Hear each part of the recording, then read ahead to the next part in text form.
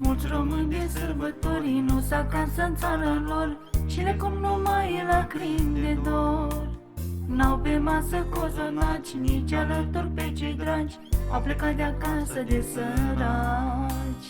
Mulți români de sărbători nu s acasă în țara lor și le cum numai lacrimi de dor. N-au pe masă cozonaci, nici alături pe cei dragi, au plecat de acasă de săraci. La mulți ani române de departe, astăzi de Crăciun, de sărbători, pe Iisus să-L primești aproape, măcar să nu mai plângi de dor. La mulți ani române de departe, astăzi de Crăciun, de sărbători, pe Iisus să-L primești aproape, măcar să nu mai plângi de dor.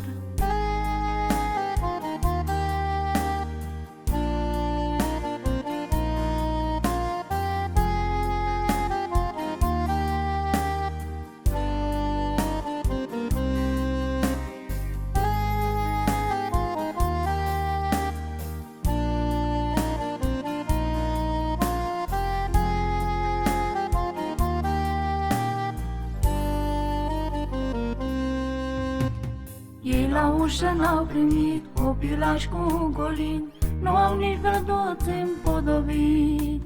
Și le e atât de dor de bucate la cuptor, cum se fac la noi de sărbători. Ei la ușă n-au primit copilași cu golin, nu au nici brăduți împodobit. Și le e atât de dor de bucate la cuptor, cum se fac la noi de sărbători. La mulți ani române de departe, astăzi de Crăciun, de sărbători, pe Iisus să-L primești aproape, măcar să nu mai plângi de dor. La mulți ani române de departe, astăzi de Crăciun, de sărbători, pe Iisus să-L primești aproape, măcar să nu mai plângi de dor.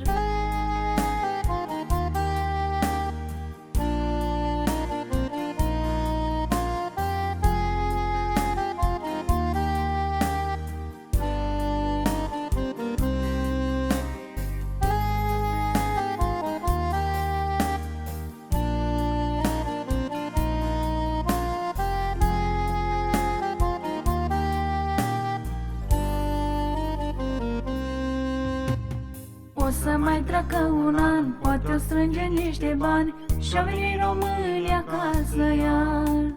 Poate n-o fi ca acum, dar Doamne un an mai bun, să ajung acasă de Crăciun. O să mai treacă un an, poate o strânge niște bani și-o veni românii acasă iar. Poate n-o fi ca acum, dar Doamne un an mai bun, să ajung acasă de Crăciun. La mulți ani române de departe, astăzi de Crăciun, de sărbători, pe Iisus să-L primești aproape, măcar să nu mai plângi de dor. La mulți ani române de departe, astăzi de Crăciun, de sărbători, pe Iisus să-L primești aproape, măcar să nu mai plângi de dor.